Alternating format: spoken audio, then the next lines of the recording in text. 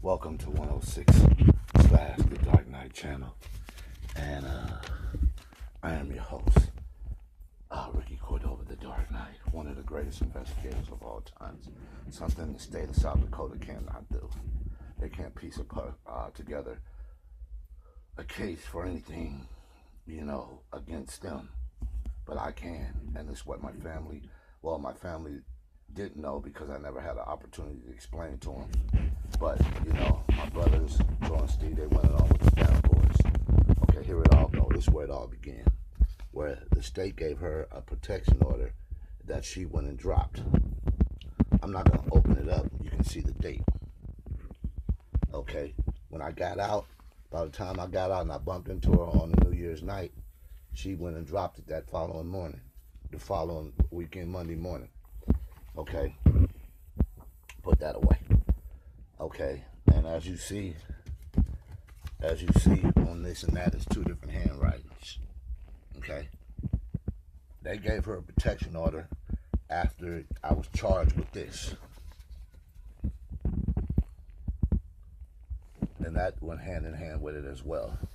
But after I was charged with this, Officer Forster, they was up the street listening.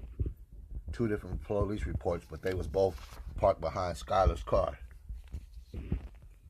I'm not sure. I think it was may have been Terry on the other side to the north. Okay, here go my grand jury testimony. We all know she said I called her, right? And here goes my after I turned myself in on the 20th. This is my initial. This is my arraignment hearing. You'll see that took place on June 21st. You'll see the date down there, where I had all this information right here, my whereabouts, all that information in court, so that I had Mr. Anderson's phone records and my phone records. These are my phone records right here. My phone records, my son's phone records, and I got Mr. Anderson's phone records as well. They're in my phone. You all have view of them. Now, on the 16th of August, before the so-called assault up at my attorney's office, I noticed that Detective Speckmeyer was following me, and I wrote about it.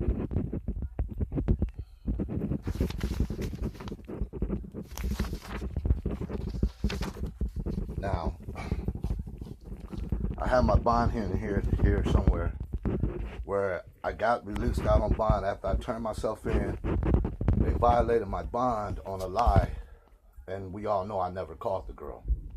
So after I get out 22 days later, from my bond hearing on August the 8th with Robin Ike, here we go, right here.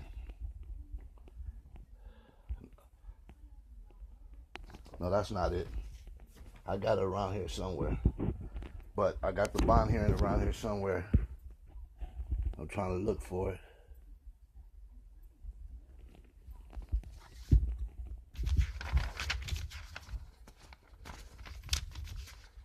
Here we go.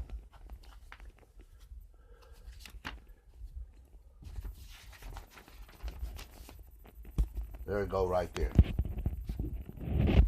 Where, I'm not going to open it up. I don't have to open it up.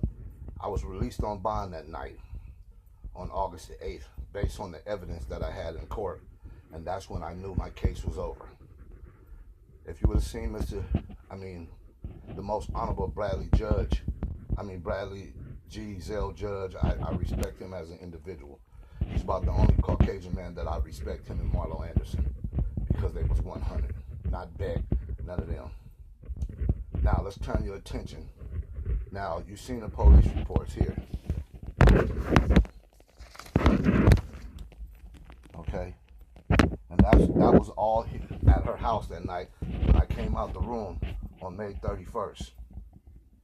And you see that Officer Forster knew Lee Darling Williams was a felon, and he didn't put his information or his report in there. He knew he had just got released out on prison for child molestation. That's what Brianna told me. Okay, here we go. 22 days later, so-called supposedly ran her off the road, and we all know the pictures of the car. That wasn't a car accident. And that same day, a couple days after I got out, Trooper Orff said it was raining, which it was a light mist. I talked to the meteorologist. Okay. And you've seen the reports that these protection orders was ruled out in the bond hearing, that it was incidental contact on this day.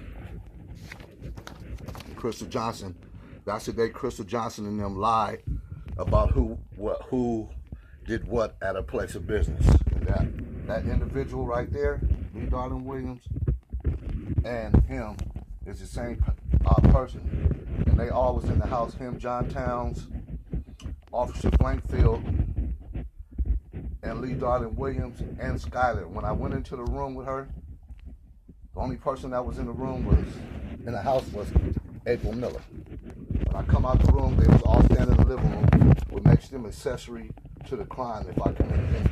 That's why my case had to get dismissed. You see, these are facts, not hearsay.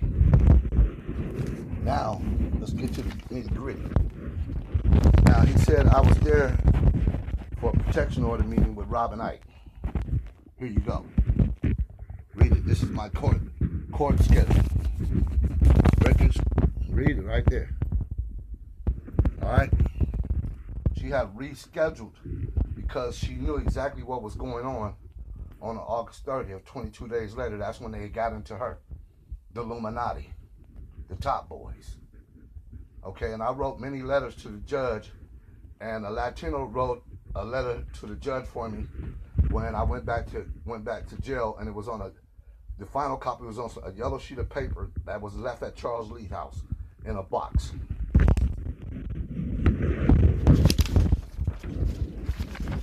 Okay.